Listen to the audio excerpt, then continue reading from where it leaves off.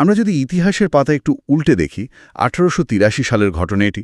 বিজ্ঞানী শিম্পার তার ল্যাবরেটরিতে বসে একটা পুরনো মাইক্রোস্কোপের লেন্সের ভেতর দিয়ে 1883 সালে এত পুরনো মাইক্রোস্কোপ দিয়ে? হ্যাঁ, সেই পুরনো মাইক্রোস্কোপ দিয়েই তিনি প্রথমবারের মতো উদ্ভিদ কোষের ভেতর এক অদ্ভুত সবুজ অঙ্গাণু আবিষ্কার করেন। তিনি এর নাম দিয়েছিলেন ক্লোরোপ্লাস্ট। ও আচ্ছা। মজার ব্যাপার হলো এটি সাইটোপ্লাজমে থাকা অপেক্ষাকৃত বৃহদাকার একটা অঙ্গাণু। আরও নির্দিষ্ট করে বলতে গেলে এটি সাইটোপ্লাজমস্থ সর্ববৃহৎ ক্ষুদ্রাঙ্গ বা পুরো কোষের হিসাব করলে দ্বিতীয় বৃহত্তম কোষীয় অঙ্গাণু। আমাদের সোর্স মেটেরিয়ালেও এটাই বলছে। আর এর গঠনগত বৈশিষ্ট্যের মধ্যে বলা আছে যে এটি দ্বিপর্দা বেষ্টিত, মানে ডাবল মেমব্রেন। এর ভেতরে গ্রানা ও স্ট্রোমা থাকে, আর এটি রঞ্জক পদার্থযুক্ত বা রঞ্জক পদার্থবিহীন হতে পারে। ঠিক। আকৃতির দিক থেকেও এদের বেশ বৈচিত্র্য আছে। এরা ডিম্বাকৃতি, বৃত্তাকৃতি অথবা তারাকৃতি সজীব বর্ণাধার বস্তু হতে পারে, যা মূলত লিপোপ্রোটিন ঝিল্লি দ্বারা পরিবেষ্টিত থাকে। আর যেহেতু এরা সাইটোপ্লাজমের সবচেয়ে বড় অঙ্গাণু, তাই সাধারণ আলোক অণুবীক্ষণ যন্ত্রের সাহায্যে এদেরকে বেশ স্পষ্টভাবেই দেখা যায়। হ্যাঁ, একদম স্পষ্ট দেখা যায়। দেন আমরা যদি প্লাস্টিডের সংখ্যা আর বিস্তৃতির ডেটাগুলোতে যাই, আমি রীতিমতো অবাক হচ্ছিলাম। মানে একটা কোষে ঠিক কতগুলো প্লাস্টিড থাকতে পারে? পরিসংখ্যানগুলো শুনলে যে কারোর মাথা ঘুরে যাবে। উচ্চ শ্রেণীর উদ্ভিদ কোষে সাধারণত 10 থেকে 40টি ক্লোরোপ্লাস্ট থাকে। আচ্ছা। আর ওভারঅল প্লাস্টিড থাকে 25 থেকে 60টি। তবে সবচেয়ে মজার ব্যাপার কি জানেন? সব জীবে কিন্তু এটি থাকে না। তাই নাকি? হ্যাঁ, সকল ছত্রাক, সকল স্লাইম মোল্ড, অধিকাংশ ব্যাকটেরিয়া, নীলাভ সবুজ শৈবাল মানে সায়ানোব্যাকটেরিয়া এবং প্রাণীকোষে প্লাস্টিড সম্পূর্ণ অনুপস্থিত। দাঁড়ান, প্রাণীকোষ বা ছত্রাকে নেই সেটা বুঝলাম, কিন্তু সায়ানোব্যাকটেরিয়া তো সালোক সংশ্লেষণ করে, তাহলে প্লাস্টিড ছাড়া তারা এই কাজটা কিভাবে করে? খুব চমৎকার প্রশ্ন। সায়ানোব্যাকটেরিয়া এবং কিছু ব্যাকটেরিয়াতে সুগঠিত প্লাস্টিড না থাকলেও রঞ্জক বহনকারী ফাঁপা সূত্রাকার ল্যামিলি নামক অঙ্গাণু থাকে। ও, ল্যামিলি। রাইট। এছাড়া সায়ানোব্যাকটেরিয়ায় প্লাস্টিডের পরিবর্তে প্লাজমা মেমব্রেন ভেতরে প্রবিষ্ট হয়ে থাইলাকয়েড সৃষ্টি করে এবং এই থাইলাকয়েডই সবুজ বর্ণের ক্লোরোফিল ধারণ করে। মানে এরা প্লাজমা মেমব্রেনের একটা ভাঁজ দিয়েই কাজ চালিয়ে নিচ্ছে। তাহলে কি প্লাস্টিড কেবল একটি বিবর্তনগত আপগ্রেড? একদম তাই। আদিম জীবগুলো ওই বেসিক ব্যবস্থা দিয়েই কাজ সারত, কিন্তু বড় উদ্ভিদের জন্য একটা সুসংগঠিত আপগ্রেডেড কারখানা দরকার ছিল। আর সংখ্যার ব্যাপারে একটু আগে বলছিলাম না, ব্যতিক্রমও আছে। সোর্সে দেখলাম শৈবালের কোষে নাকি মাত্র 1 থেকে 5টি ক্লোরোপ্লাস্ট থাকে। ঠিক, কিন্তু অন্যদিকে মিনিয়াম নামক মশ উদ্ভিদের প্রতিটি কোষে প্রায় 10 লক্ষ মানে 10⁶টি ক্লোরোপ্লাস্ট থাকে। এক কোষে 10 লক্ষ? অবিশ্বাস্য। শুধু তাই নয়, রেসিনাস কমিউনিস বা ভেন্না উদ্ভিদের প্রতি বর্গমিলিমিটারে প্রায় 4 লক্ষ মানে 400,000 ক্লোরোপ্লাস্ট থাকে। বাপরে বাপ! 1 বর্গমিলিমিটারে 4 লক্ষ? দেন এই বিশাল সংখ্যক প্লাস্টিডগুলোর প্রকারভেদ নিয়ে আমাদের সোর্সগুলো কি বলছে? বর্ণের ভিত্তিতে প্লাস্টিড প্রধানত 3 প্রকার। ওকে। প্রথমটা হলো লিউকোপ্লাস্ট, যা বর্ণহীন। দ্বিতীয়টা ক্রোমোপ্লাস্ট, যা রঙিন কিন্তু সবুজ নয়। আর তৃতীয়টা হলো ক্লোরোপ্লাস্ট, যা সবুজ বর্ণের। এই 3 ধরনের প্লাস্টিডের মধ্যে ক্লোরোপ্লাস্টই হল সবচেয়ে গুরুত্বপূর্ণ অঙ্গাণু। দেন আমরা এই প্রথম প্রকারটি মানে লিউকোপ্লাস্ট নিয়ে একটু বিস্তারিত কথা বলি। গ্রিক শব্দ লিউকজ মানেই তো বর্ণহীন, তাই না? একদম। এই প্লাস্টিডগুলোতে কোনো প্রকার রঞ্জক পদার্থ বা পিগমেন্ট থাকে না, তাই এদের বর্ণহীন দেখায়। এরা মূলত উদ্ভিদের সেসব অঙ্গেই থাকে যেখানে সূর্যালোক পৌঁছায় না। আমাদের সোর্সে খুব সুনির্দিষ্ট কিছু জায়গার কথা বলা আছে, যেমন মূল, ভূনিম্নস্থ কাণ্ড, উদ্ভিদের ভ্রূণীয় কোষ, গ্যামিট, ভাজক টিস্যু এবং বীজকোষ। রাইট। আর আকার আকৃতির দিক থেকে দেখলে এই লিউকোপ্লাস্ট অর্ধবৃত্তাকৃতি, মূলাকৃতি অথবা নলাকৃতির হতে পারে। আমার কাছে এই লিউকোপ্লাস্টগুলোকে একটা ব্ল্যাঙ্ক ক্যানভাসের মতো মনে হয়। Blank canvas? কেন?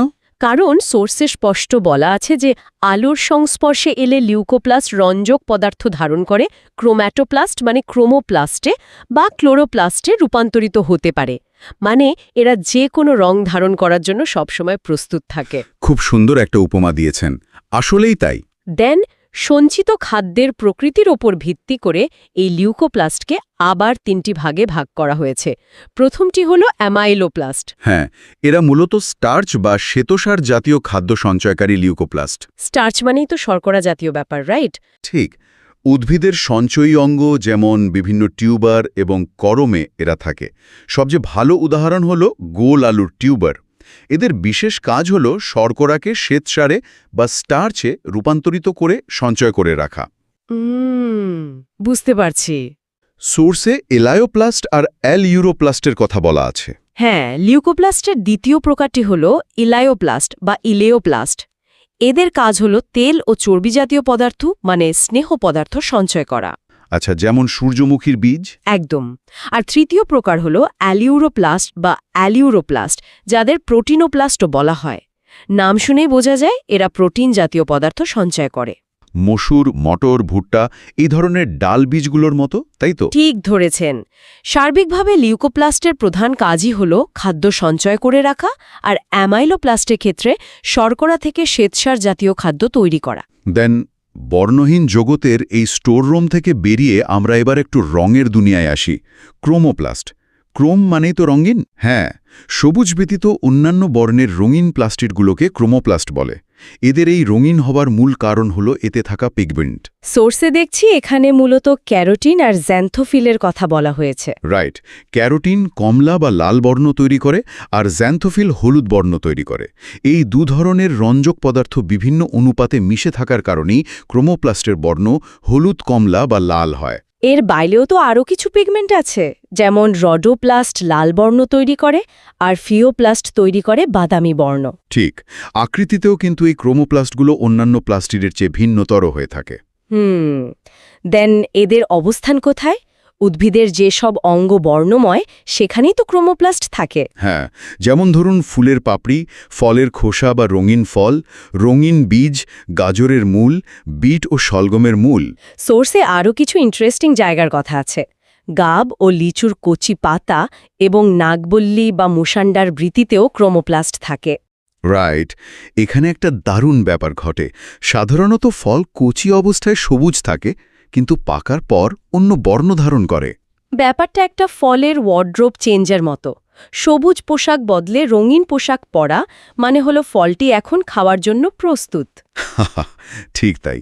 বিজ্ঞানীরা মনে করেন সূর্যালোকের উপস্থিতিতে ক্লোরোপ্লাস্ট ক্রমান্বয়ে রূপান্তরিত হয়ে এই ক্রোমোপ্লাস্ট সৃষ্টি হয়। দেন ক্রোমোপ্লাস্টের আসল কাজটা কি? শুধু কি সৌন্দর্য বাড়ানো? সৌন্দর্য তো বটেই। ক্রোমোপ্লাস্টের উপস্থিতির জন্যই পুষ্প ও পাতার রঙিন ও সুন্দর হয়। তবে এর প্রধান কাজ হল ফুলের পরাগায়ন এবং ফল ও বীজ বিস্তারের জন্য কীটপতঙ্গ সহ উচ্চশ্রেণীর প্রাণীকুলকে আকৃষ্ট করা। মানে রঙের কারণে প্রাণীরা আকৃষ্ট হয় আর পরাগায়নটা সহজতর হয়। হ্যাঁ, আর এই রঙিন অংশগুলোর কিন্তু আলাদাভাবে পৃথক খাদ্যমূল্য বা পুষ্টিগুণও রয়েছে। রঙিন শাকসবজির পুষ্টিগুণ তো সবসময় বেশি হয়। দেন রঙের এই বৈচিত্র্য নিয়ে সোর্সে একটা দারুণ কেমিক্যাল রিয়াকশনের কথা বলা আছে। কোষরসের পিএইচ লেভেলের প্রভাব। ও, এটা খুবই জাদুকরী একটা ব্যাপার। ফুলের পাপড়ির রঙের যে বৈচিত্র্য, এটি প্রধানত অ্যান্থোসায়ানিন এবং বিটা সায়ানিন জাতীয় রঞ্জকের উপর নির্ভরশীল। অ্যান্থোসায়ানিন তো কোনো একটি মাত্র যৌগ নয়, তাই না? না, এটি কতগুলো জটিল যৌগের সমষ্টিগত নাম। এটি গ্লাইকোসাইড হিসেবে কোষরসে মিশে থাকে।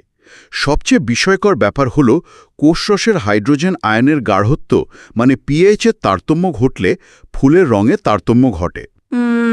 তার মানে কোষরসের পিএইচ ক্ষারীয় প্রকৃতির হলে এক রং আর অ্যাসিডিক হলে আরেক রং। একদম। যদি কোষরসের পিএইচ ক্ষারীয় বা অ্যালকালাইন প্রকৃতির হয় তবে ফুলের রং নীল হয়। যদি পিএইচ অ্যাসিডিক প্রকৃতির হয় তবে ফুলের রং লাল হয়। আর নিউট্রাল হলে? যখন কোষরসের পিএইচ নিউট্রাল বা নিরপেক্ষ হয় তখন ফুলের বর্ণ বেগুনি বা কালচে নীল হয়। ওয়াও! এর মানে কি আমরা যদি কোনো গাছের মাটির পিএইচ বা রাসায়নিক ভারসাম্য বদলে দিই তবে আমরা আক্ষরিক অর্থেই সেই গাছের ফুলের রং ডিজাইন করতে পারব? হ্যাঁ, প্রকৃতির এক অনবদ্য ইঞ্জিনিয়ারিং এটি। উদ্ভিদ তার পরিবেশের রাসায়নিক উপাদানের উপর ভিত্তি করে আক্ষরিক অর্থেই নিজের রং পরিবর্তন করে ফেলতে পারে। দেন আমরা এবার সবচেয়ে গুরুত্বপূর্ণ অংশটিতে প্রবেশ করি, ক্লোরোপ্লাস্ট। উদ্ভিদের সেই বিখ্যাত সবুজ অঙ্গাণু। হ্যাঁ, ক্লোরোপ্লাস্ট উদ্ভিদের সবুজ অঙ্গে থাকে, যেমন পাতা, ফুলের সবুজ বৃতি এবং কচি কাণ্ডে। এতে প্রধানত ক্লোরোফিল নামক সবুজ রঞ্জক পদার্থ থাকে। একটি পূর্ণাঙ্গ ক্লোরোপ্লাস্ট মূলত কি দিয়ে তৈরি হয়? একটি পূর্ণাঙ্গ ক্লোরোপ্লাস্ট মূলত chlorophyll A, chlorophyll B, carotene এবং জ্যান্থোফিলের সমন্বয়ে গঠিত হয়। মানে সবগুলো পিগমেন্টেরই একটা মিক্সচার থাকে এখানে। দেন এই ক্লোরোপ্লাস্টের কাজের তালিকাটা দেখলে মনে হয় এটা একটা বিশাল ইন্ডাস্ট্রি। একদম। এর কাজের তালিকা বেশ দীর্ঘ ও গুরুত্বপূর্ণ। প্রথমত, এটি সালোক সংশ্লেষণ বা ফটোসিনথেসিস প্রক্রিয়ার মাধ্যমে শর্করা জাতীয় খাদ্য প্রস্তুত করে। সোর্সে দেখছি লেখা আছে এই প্রক্রিয়া এটি মূলত NADPH2 ও CO2 এর সংবন্ধন ঘটায়। ঠিক। খাদ্য সংশ্লেষে এত বিশাল সাহায্য করে বলে একে কোষের রান্নাঘর বা কিচেন অফ সেল বলা হয়। এটা কি শর্করা জাতীয় খাদ্যের কারখানা বা ফ্যাক্টরি অফ সিনথেসিস অফ সুগারও তো বলা হয়, তাই না? হ্যাঁ, এটি সৌরশক্তিকে জৈবিক শক্তিতে রূপান্তরিত করে, তাই একে শক্তি রূপান্তরের অঙ্গাণুও বলা হয়। এখানে আরেকটা টার্ম আছে, ফটোফসফোরাইলেশন। রাইট। সূর্যালোকের সাহায্যে এডিপিকে এটিপিতে রূপান্তরিত করার প্রক্রিয়াটিকেই ফটোফসফোরাইলেশন বলে, যা ক্লোরোপ্লাস্টই সম্পন্ন করে এবং বায়ুর CO2কে RUBPতে যুক্ত করে। এছাড়া এটি ফটোরেসপিরেশন বা আলোক শ্বসন সম্পন্ন করে। এক মিনিট, আমি একটা ডেটা দেখে ভীষণ অবাক হচ্ছি। সোর্সে লেখা আছে এটি প্রোটিন ও নিউক্লিক অ্যাসিড তৈরি করে এবং সাইটোপ্লাজমিক ইনহেরিটেন্সে সাহায্য করে। আমি তো জানতাম নিউক্লিক অ্যাসিড তৈরি করা আর ইনহেরিটেন্স মানে বংশগতির কাজগুলো শুধু নিউক্লিয়াসের। এটা খুবই লজিক্যাল একটা খটকা, কিন্তু আসল ব্যাপার হলো ক্লোরোপ্লাস্টের নিজস্ব মেকানিজম আছে, এর নিজস্ব DNA আছে। এটি কোষের সাধারণ নিয়মের বাইরে গিয়ে একটি স্বয়ংসম্পূর্ণ সত্তার মতো কাজ করে। 3 ধরনের প্লাস্টিডের একটা তুলনামূলক পার্থক্য দেখি। সোর্সে খুব সুন্দর করে 5টি পয়েন্ট দেওয়া আছে। হ্যাঁ, লিউকোপ্লাস্ট, ক্রোমোপ্লাস্ট ও ক্লোরোপ্লাস্টের মধ্যে সরাসরি তুলনা করলে ব্যাপারটা আরও পরিষ্কার হবে। প্রথম পার্থক্যটা বর্ণ নিয়ে। লিউকোপ্লাস্ট বর্ণহীন, ক্রোমোপ্লাস্ট রঙিন আর ক্লোরোপ্লাস্ট সবুজ। রাইট। আর দ্বিতীয়টা হলো অবস্থান। লিউকোপ্লাস্ট থাকে আলোহীন অঙ্গে, যেমন মূল বা ভূনিম্নস্থ কাণ্ডে। ক্রোমোপ্লাস্ট থাকে বর্ণময় অঙ্গে, ফুলের পাপড়ি, রঙিন ফল ও বীজ, গাজরের মূলে। আর ক্লোরোপ্লাস্ট থাকে সবুজ অঙ্গে, পাতা, কচি কাণ্ড, বৃতি ইত্যাদিতে। লিউকোপ্লাস্টে তো কোনো পিগমেন্ট নেই। হ্যাঁ, ক্রোমোপ্লাস্টে ক্যারোটিন, জ্যান্থোফিল ইত্যাদি থাকে, আর ক্লোরোপ্লাস্টে ক্লোরোফিল এ, বি, ক্যারোটিন ও জ্যান্থোফিল থাকে। দেন এই প্লাস্টিডগুলোর পারস্পরিক রূপান্তর আর কাজের পার্থক্যের পয়েন্টগুলো কি বলছে? 4 নম্বর পার্থক্যটা হল পারস্পরিক রূপান্তর। আমরা আগেই দেখেছি লিউকোপ্লাস্ট সূর্যালোকের উপস্থিতিতে ক্রোমোপ্লাস্ট ও ক্লোরোপ্লাস্টে পরিণত হয়। আবার ক্লোরোপ্লাস্টও সূর্যালোকের উপস্থিতিতে ক্রোমোপ্লাস্টে পরিণত হয়, যেমন ফল পাকার সময়। একদম ঠিক। আবার সূর্যালোকের অনুপস্থিতিতে ক্লোরোপ্লাস্ট তার রং হারিয়ে লিউকোপ্লাস্টে পরিণত হয়, অর্থাৎ সবুজ অঙ্গ বর্ণহীন হয়ে যায়। আর 5 নম্বর পার্থক্যটা হলো কাজ। লিউকোপ্লাস্টের প্রধান কাজ খাদ্য সঞ্চয় করা এবং শর্করা থেকে শ্বেতসার তৈরি করা। ক্রোমোপ্লাস্টের কাজ হল পরাগায়ন ও বিস্তারের জন্য প্রাণীদের আকৃষ্ট করা। আর ক্লোরোপ্লাস্টের প্রধান কাজ সালোক সংশ্লেষণের মাধ্যমে শর্করা জাতীয় খাদ্য প্রস্তুত করা। পুরো সিস্টেমটা যেন একটা নিখুঁত লুপ। দেন সোর্সের একদম শেষের দিকে একটা দারুণ তুলনামূলক আলোচনা আছে, মাইটোকন্ড্রিয়া বনাম প্লাস্টিড। কোষের পাওয়ার হাউস আর রান্নাঘরের মধ্যে পার্থক্য। এই দুটির মধ্যে সুস্পষ্ট কিছু পার্থক্য রয়েছে। প্রথমত, রঞ্জক। মাইটোকন্ড্রিয়ায় রঞ্জক পদার্থ সম্পূর্ণ অনুপস্থিত, কিন্তু প্লাস্টিডে বিভিন্ন রঞ্জক পদার্থ থাকে। দ্বিতীয়টি হলো অবস্থান। মাইটোকন্ড্রিয়া তো উদ্ভিদ ও প্রাণী উভয় কোষেই থাকে, কিন্তু প্লাস্টিড শুধুমাত্র উদ্ভিদ কোষে থাকে। রাইট। তৃতীয় পার্থক্যটা এদের অন্তঃপর্দা নিয়ে। মাইটোকন্ড্রিয়ার অন্তঃপর্দা ভেতরের দিকে অসংখ্য ভাঁজযুক্ত থাকে, এদের আমরা ক্রিস্টি বলি। কিন্তু প্লাস্টিডের অন্তঃপর্দায় কোনো ভাঁজ থাকে না, সেখানে থাইলাকয়েড বিদ্যমান থাকে। আর প্রকোষ্ঠের দিক থেকেও পার্থক্য আছে। মাইটোকন্ড্রিয়া অসম্পূর্ণ প্রকোষ্ঠে বিভক্ত আর প্লাস্টিডে 3 ধরনের শনাক্তযোগ্য প্রকোষ্ঠ থাকে। একদম। পঞ্চম পার্থক্যটা এদের মূল কাজ নিয়ে। মাইটোকন্ড্রিয়ার প্রধান কাজ শক্তি উৎপন্ন করা, তাই এটি শক্তি উৎপাদনের অঙ্গাণু। আর প্লাস্টিডের প্রধান কাজ খাদ্য তৈরি করা, একে বলা হয় শক্তি রূপান্তরের অঙ্গাণু। আর খাদ্য সঞ্চয়ের ক্ষেত্রে মাইটোকন্ড্রিয়া কোনো খাদ্য সঞ্চয় করে না, কিন্তু প্লাস্টিডের লিউকোপ্লাস্ট খাদ্য সঞ্চয় করে। আর শেষ পার্থক্যটা হল রাসায়নিক উপাদান।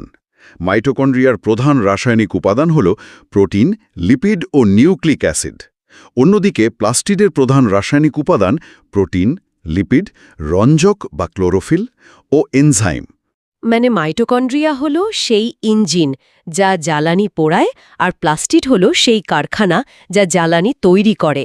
একদম পারফেক্ট একটা উপসংহার। এই দুটির নিখুঁত ভারসাম্যই আসলে উদ্ভিদকে আর পুরো ইকোসিস্টেমকে বাঁচিয়ে রাখে। আজকের এই পুরো সোর্স মেটেরিয়ালটা পড়ার পর আমার মাথায় একটা অদ্ভুত চিন্তার জন্ম হয়েছে। আমরা একটু আগে জানলাম যে সায়ানোব্যাকটেরিয়া প্লাস্টিড ছাড়াই সালোক সংশ্লেষণ করতে পারে। আবার আমরা এটাও দেখলাম যে ক্লোরোপ্লাস্টের নিজস্ব ডাবল মেমব্রেন আছে, নিজস্ব নিউক্লিক অ্যাসিড বা ডিএনএ আছে, যা সাইটোপ্লাজমিক ইনহেরিটেন্সে অংশ নেয়। সে সম্পূর্ণ স্বাধীনভাবে কাজ করতে পারে। হ্যাঁ, এটা খুবই রহস্যময় একটা ব্যাপার। তাহলে কি এমন হতে পারে যে কোটি কোটি বছর আগে কোনো আদিম উদ্ভিদ কোষ ভুল করে একটা সাইনোব্যাকটেরিয়াকে গিলে ফেলেছিল, আর সেই ব্যাকটেরিয়াটা হজম না হয়ে কোষের ভেতরেই টিকে গিয়ে কোষের নিজস্ব রান্নাঘরে পরিণত হয়েছে? এই অবিশ্বাস্য বিবর্তনীয় ঐকতান বা এন্ডোসিম্বায়োসিসের এই ধারণাটা সত্যিই আমাদের পুরো অস্তিত্বের পেছনের সবচেয়ে বড় ম্যাজিক। এই জাদুকরী বৈজ্ঞানিক রহস্যের ভাবনাটাই আজ আপনাদের জন্য রেখে যাচ্ছি।